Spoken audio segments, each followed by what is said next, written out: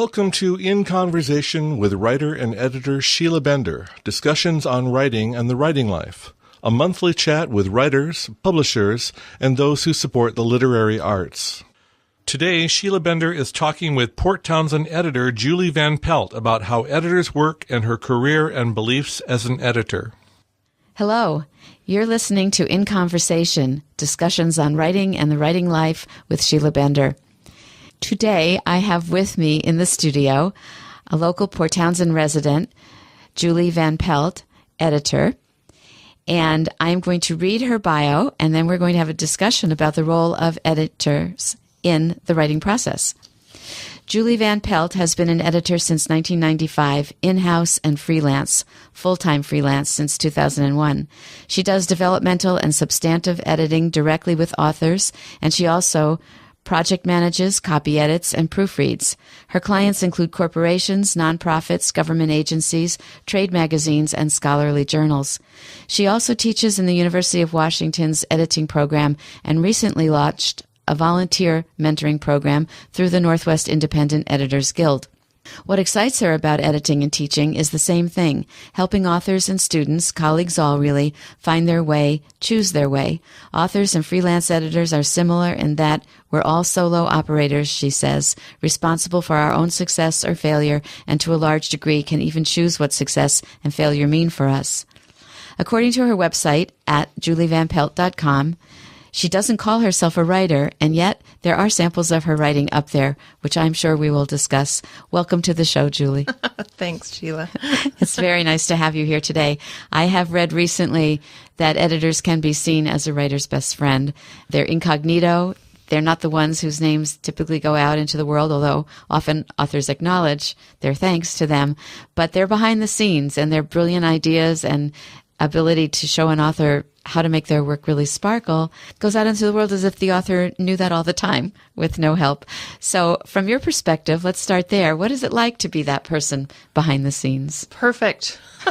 Well, that's nice. You like your job. I do like my job, and I really fell into it, so I'm very lucky.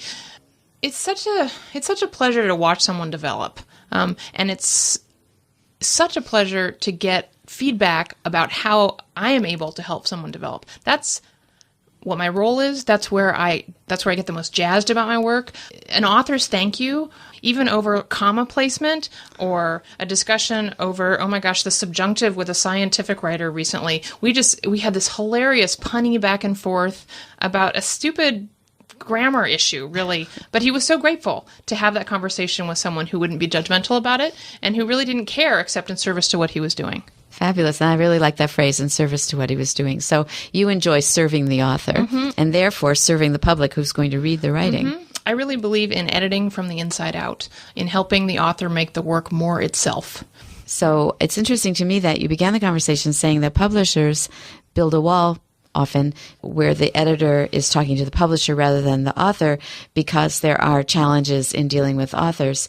So is that from a different point of view than yours, or do you experience challenges? Do I experience challenges dealing with authors? And I guess I mean the kind where ego somehow intrudes, as opposed to how you're talking to us now about it's almost an egoless opportunity that you're taking to help people. I think that authors would also say that editors are challenging to deal with at times. I think that I'm very interested in cultivating a level of respect for the work, respect for an author's time, and also then what I get back from an author is respect back. It has taken me, several years to maybe get to this point. I used to be more cranky, cranky's the wrong word. The more I respect the writer, the more that's what I get back in return. If I'm cranky dealing with the work, because we all have worked too long days, we're tired of working with a particular piece of writing perhaps, but that begins to transmit through the work, through my work. If I'm cranky or irritated with an author's use of too many dangling modifiers or whatever it could be, I have to stop because then it's about me. When I'm cranky or irritated, it's about me, and that transmits through the work. The more I can keep that out of my own work, the more I get back from an author, a willingness to listen and have a conversation that helps them, the author. Do you actually have authors who don't like you editing grammatical errors? Oh, yeah. Wow. So, well, let me rephrase. So I know. Editing grammatical errors. Authors sometimes don't know what a grammatical error is. So, for instance, a dangling modifier. Julie, can you remind us for a moment what a dangling modifier is? I have to interject here and say I tell my students all the time that I'm an intuitive grammarian, so I usually look this up all the time. I'm rarely able to, off the top of my head, explain what something is, but let's give it a shot. So, an example, walking around the block, the fire rose from the roof. In that sentence, the fire is walking around the block. Walking is paired with fire. And what we need is a subject in the first sentence. He was walking around the block and the fire rose from the roof. There are many ways to change that sentence to make it grammatically correct. However, it looks like a heavy edit because you're guessing at the subject perhaps, or you're moving a lot of words around. And so, whereas in my early editing days, I would simply make those changes, more and more, I explain to an author what I'm doing the first time. This looks like a heavier edit. This is the reason why. There are other ways to change it, and give an author options. When an author thinks that he or she has options, or knows, right, that he or she has options, there's less of a combative relationship with the editor. The editor's telling me what's right because it's a grammar rule. You point out to the author or the writer why we do things the way we do, because language, we have accepted ways of understanding each other. And if the author chooses then to proceed with it, that's good. Now, for my publishing clients, a publisher would not allow a dangling modifier. But say if I were working with an author who wanted to mix up reality, like in a fiction piece or maybe experimental fiction, he or she could choose to go ungrammatical. Why not? As an author and as an editor myself, I listen to you speak and I think, oh, I know why authors don't really like that. It reminds us of our grade school and junior high school and high school English teachers who knew there was one right way and so often pointed out to us that we weren't doing it. And I love that point about choices. We didn't have choices in school. Mm-hmm. It was the right way, the teacher's way, or the highway. And some of us learned those lessons and some of us didn't. And yet we can be writers. I know a question, or not, it's not a question, something people say to me often is, I can't spell well and I don't know grammar. I don't think I can be a writer. My English teacher took us to Frank Zappa concerts, so I think perhaps I have a different experience of what the English language can do and support in actually being interested in how language works and being interested in how people communicate through language across time on the page. I'm really a reader at heart, which I think a lot of writers are. I mean, there are as many ways and reasons to be a writer as there are writers. And so someone who does not think that she has the ability to write because spelling is not her strong suit or grammar is not something she even knows how to define, there are people who can help you. There are tools you can use. And really, you don't need to start writing by thinking about what you can't do. You need to, I would encourage writers to think about their approach to writing is what they want to do with writing as opposed to the barriers. Excellent advice. Don't start with what you can't do. And I think of editing as an end part of the process. Where do you put it? Having written a little bit, I find that I'm almost a split personality. I find that writing definitely has to come out first for there to be something to follow. I love editing because I'm either following a roadmap, depending on what level the manuscript is at, or I'm discerning the roadmap, helping the author discern the map. I do think that you need to have different hats on, writing and editing. So does editing come at the end of the process? There has to be something written in order to edit. But I think you can edit along the way. I'm working right now with a writer who has written half of a biography, and she's retooling a little bit of what she's done, and she wants some editorial advice on whether or not what she's doing will work before she proceeds with filling in the second half of the book. That's not a manuscript that's finished, but it's editing, intervening is the wrong word, partnering with the author to help her figure out where she's going next. Thank you. So again, though it was in the author to ask for that, the author realized that this would be helpful to her. Right. Yeah. And she's this particular person is a long-term writer, so she knows when to ask. I think the challenge for many writers might be knowing when to ask, how to ask, why to ask. And so a lot of times I think that it's our role as editors, especially as editors have moved out of publishing houses and as publishing itself is disambiguated into, a number of platforms through which writers can get their work out there. It's up to editors, freelancers, what have you, to actually be in the role of educator sounds pedantic, but to help writers understand how we can be useful. How would you be useful right here today in telling people about when, how, why to ask for editorial help? person who's working through a manuscript and is stuck, you could ask your writing group to work with you. You could look for a writing coach. You could take it to a workshop, your piece of writing. You might look for an editor, but an editor at an earlier point in the process. So, for instance, there are different levels of editing, right? When I do developmental, when I say in that bio that I do developmental and substantive work, that's working with an author before the piece is really finished. It's thinking about where a piece might go. If it's fiction, we're thinking about narrative arc and pacing. If it's nonfiction, we're thinking about pieces that might want to go into the story. It's big picture things, almost like a coach or a workshop could give you. If I'm copy editing, I'm looking at capitalization and consistency and those issues of voice and narrative, those have been handled. So I think for a writer to know, a writer could ask herself just periodically, how would outside eyes help me?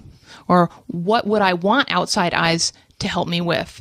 Because it's not up to the editor to come in and tell you where your piece is going. It's really the writer's prerogative and job to know where the piece is going. So when you're discerning, you said sometimes you're following and sometimes you're discerning where a piece of writing is leading you, and you discern it, but the writer's not delivering it or has lost the thread, and it's not up to the editor, you're saying, to determine it, but yet you've discerned it, which I think is a really interesting challenge, the difference between discerning and determining.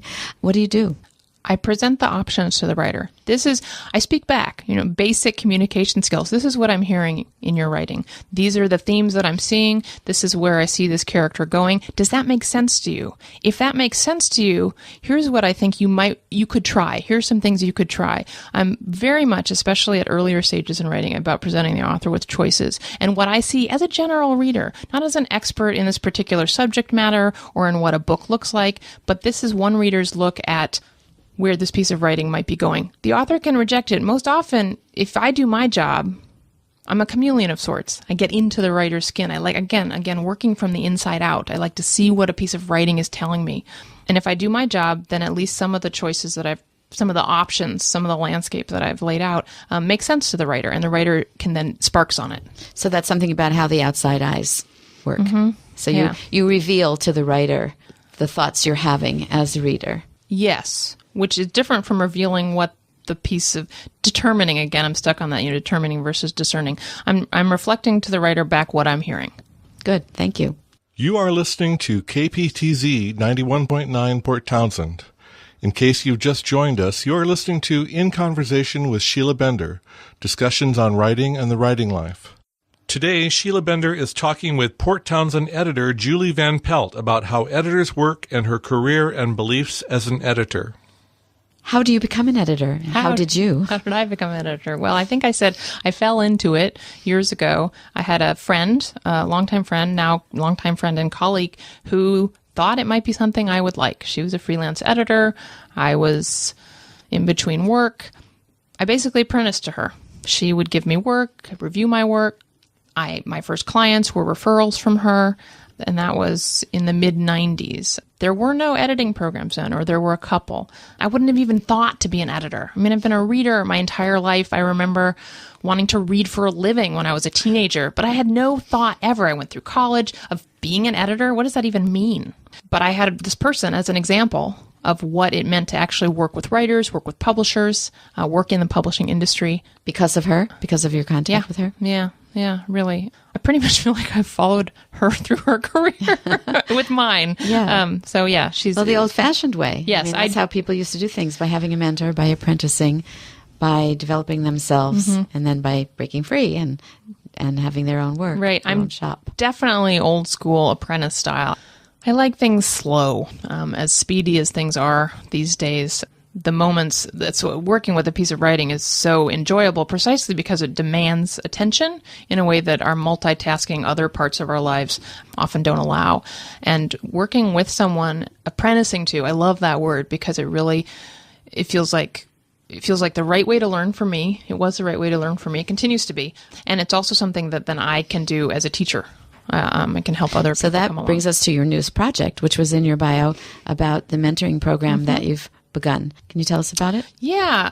So I've been teaching editing for several years through the certificate program at the University of Washington. But I find that what I really love about editing and freelance editing in particular is that I can change what I do. And I found that more and more what I'm loving is teaching. And so I was looking for different ways to get teaching into my life. Living out here in Port Townsend, right? Not too many. I mean, there are definitely some teaching opportunities, but not like 5 colleges in the Massachusetts Valley or something like that. And so I began thinking about the ways that I like to interact with people and wanting to give back. That seems so hokey, but let's just leave it there. And I thought, well, we have this Editors Guild, the Northwest Independent Editors Guild, which has been, since the late 90s. There are about 250 of us in Idaho, Washington, Oregon, some in Alaska. And I thought, well, what if we just paired people up? How could I pair newer editors up with older editors, and newer and older, not age-wise, but in terms Which was kind of your own experience. Yes. In terms of self-selection, are you newer to a certain field that you want to get into? Are you newer to editing at all? Just to have a safe person that you can ask a question, a seemingly dumb question of. So I approached the board of the Guild and said, let's just throw this to the wall and see what sticks. The Guild being the Northwest Independent Editors Guild. Of which you're a member. I am a member. And they were very into it. They're very into, we, right? It's a member organization, are very into members thinking up things to do and to get people involved. And so I solicited mentors. I solicited potential mentees, which, yes, is a word, even though it sounds like manatee and mento. If anybody has a different word for mentee, I'm all ears. And so we've got about 13 pairs working now and about 20 people on a wait list. And now the challenge for me and my interest is in turning mentees into mentors and in recruiting more mentors. So the mentees become members of the Guild? Right now, the mentees are members of the Guild. So it's a program essentially that's closed in that sense. The mentors are members and it's open to people who are members. I could see it perhaps as being something that would be attractive to people who are considering membership in the Guild as an editor. I also have designs on making it much bigger than the Guild, but my imagination gets away from me. I'm discerning something here. So what qualifications do you need to become a member of the Freelance Editors Guild? I believe right now you need some experience, but I'm not sure how they measure it because I don't do the intake. A year of freelancing, but that can be one project over the course of 6 months to a year. I know that in the certificate in editing program, I encourage most of the students to join the Guild or to use it as a resource because there are resources you can access through the Eds Guild website. Can you give us the website name? I think it's www.edsguild.org. So EDS Guild, GUILD.org. We are talking about the mentees. So they are right now members. And to become a member of the Guild, you need to show some editing experience. Have some editing experience. But for instance, so when I encourage certificate grads who've been editing in a school setting, but also have some practicum experience because that's part of the program under their belt after it's a 3-quarter program, that's not a year. I would consider the work that they're doing in my classes to be editing experience. And so I encourage them to join. So for people out there listening who have had a thought that they might enjoy editing, and yet they haven't participated yet in any editing, what's the first step? What is the first step? It's interesting because years ago when I started editing, there, as I said, there weren't the editing programs that exist now. Now there are so many. Many universities have editing programs, University of San Diego, University of Washington. These are all in kind of the continuing and professional education arms of the universities. The Editorial Freelancers Association has online classes. There are many programs you can go into for a year and not big expense, but some expense. Whereas organizations like the Editorial Freelancers Association, which is a group out of New York that's nationwide membership. I'm also a member of the EFA. So the EFA runs online classes. They've been around since the mid-'70s. They have tons of definitions about what editors are. You can access the member lists. And in fact, with the EFA member list or the Editors Guild member list, if you're interested in becoming an editor, I would encourage people to scroll through those member lists, find someone who looks interesting to you, and email them. Short, respectful of the person's time, but I'm interested in becoming an editor with some specifics, perhaps, of your background. What could you advise? You may not get a response, but you may. A lot of editors are pretty generous folks. Sounds like it from what you're telling me.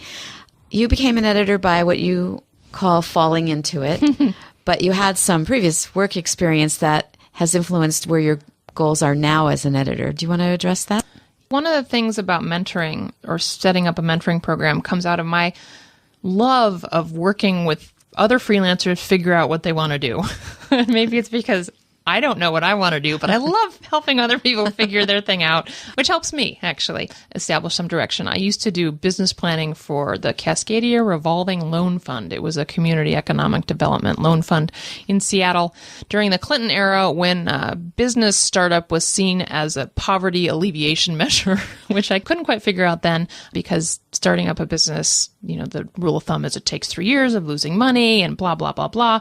But then I became an entrepreneur. Completely not my thing. I am an introvert. I like to read. I don't like to mark. I mean, what is that, right? But if I can do it, I'm telling you, anybody can do it. And really, freelancing changed the way that I think about myself. It changed the way that I am in some ways, in some especially business settings. So I'm a cheerleader. I'm a real cheerleader for people figuring out how to make it through economically for themselves. And for a lot of us, especially in rural areas where there isn't that giant employer down the street, actually anyone now who works in a giant employer that might be laying someone off. As an employee, you can be an activist employee. You can be a freelancer within your own business and figure out what your goals are, how you want to do continuing ed for yourself. I love talking about that with people. Yeah. So do you do programs yet? I don't, but I'm working on some curriculum actually through the EFA to teach business planning, although I'd rather not call it business planning because it just seems like such a turnoff. Who wants to have fun spending some money to learn about how to business plan? It just sounds so icky. And yet I think business planning is fun because it's about envisioning where you want to go. And I think that people need more imagination in their lives at that level, at a very basic level. Yeah. So when you're talking about this, though, you are applying it directly to editing. I am, because that's where my skill set is right now. I could see working in the future with other independent operators like artists and writers, but I have definitely more of a resource base in the editing field, and so I'd like to start there. One of the things I advise new students or newer editors is to look at what you have now, look at your skill set, and leverage it into your next thing. Can you give us an example of that? Because there are many kinds of editors, as you've told us, and they require slightly different skills or sets of skills. Some of us have more than one set. How would a person do that? How would they assess themselves and where they are now? Or maybe you can have a case history of one of your students. Well, let's see. So, for instance, a student I knew who came into the program and she had a degree in biology or whatnot. She didn't necessarily want to edit biology texts, and yet she had contacts within that field with some universities and people who are doing their dissertations. So she could actually get some experience fairly easily by contacting her immediate network. It's that kind of thing at the smallest level, even actually at the level, in my experience, of just telling everybody you know that you want to be editing.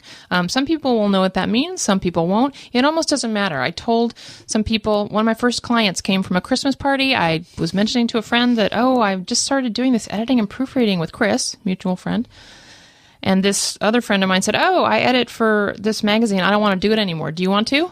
And so he referred me. I was my first client for years. Yeah. Rules of thumb, you know more than you think you do, and you have more contacts than you think you have. It's not necessarily you have to go out and leverage your whole life to, get a new degree, to move to a different location, to set up an office. I think it's less stressful for people to look inside, to use the resources they have to get them to the next level. So this is analogous to don't start writing by what you can't do. Right. It's the same kind of thinking, right? Yeah. Let's start becoming the editor we want to become by thinking about what we have and what we can do. And there's almost too much information now, right? We're just awash in information. But people who are interested in becoming editors and don't know where to start can look at the Editorial Freelancers Association website. If you Google Editorial Freelancers Association, you will get that, or DuckDuckGo it. Can that be a verb yet? Anyway, different search engine. I love how you edit as you speak. You can read about the different kinds of editing and think about, are you a big picture person? Are you really finicky? Are you really detail oriented? Would your friends rather that you not edit whom when they're speaking? You might be a copy editor. A copy editor within. Right, exactly. Channel your inner copy editor into those areas that deserve it and need it, and preserve your marriage. Right. Very, very nice. And you've given us a definition of the difference between the developmental editor and the copy editor, or what hats we have to put on to do those things. Thank you. Well, I know from your website that, as I mentioned earlier in the program, you have sample writings up there. And we talked about you and the writing process of knowing that, you can sometimes edit as you go along. or that it's hard to shut off that editorial voice. So what about your writing? What about my writing? I have done some writing for hire. That's what I'd call it. I worked for a while with with HistoryLink, the Free Encyclopedia of Washington State. And I've done a work for hire. I did a company history.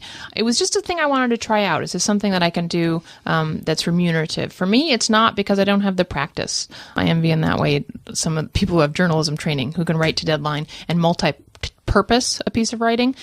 That's not where my strength is. I did find, however, through experimenting with that I like to... My true loves are reading and thinking, and in order to read and to think, I need to write, because writing is a conversation between me and the author, or me and the idea that I'm exploring. And so I do write, but right now I don't write for hire. But if we look on your website, julievanpelt.com, we will find some samples of your writing, and they're on intriguing topics, such as being carless in Port Townsend. Right, there was that. Are you still carless? That was not work for hire. Oh. Yes, that's funny. That's the one I tried blogging, and I thought, my God, I can't blog. It takes too much work, right? But I was very interested in the idea of what being carless had done for me. Right now, I do have a car again. It's kind of a trike, but it's a car. It feels more like a town car. But when I did not have a car, I became an evangelist for it, because I loved how much more time I had. I had more space within movement, and I wanted to explore that. And I liked exploring it in a blog format until I just shut it down and thought, I can't keep this up. Blogging is hard. We think of it as easy. No. On the tip of our tongue, we just keep it going, but that's not true. No. Because writing is different than talking. Yes.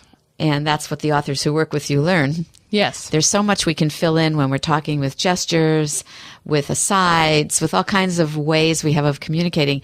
But when that work goes out into the world without you, you don't have any of that going with it. Right. So the language has to accomplish it all. Yeah. That's a good way of thinking about it. So what else would you like to tell us about your program, or about editing, things that we might remember perhaps when we're self-editing?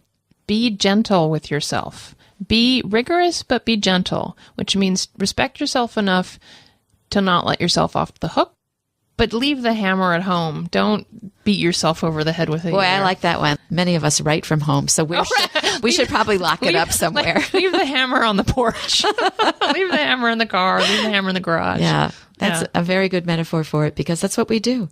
Because my own thinking is that if we got through school successfully, we feel a certain mastery. And when we're writing, we get very upset with ourselves if we're not up to par.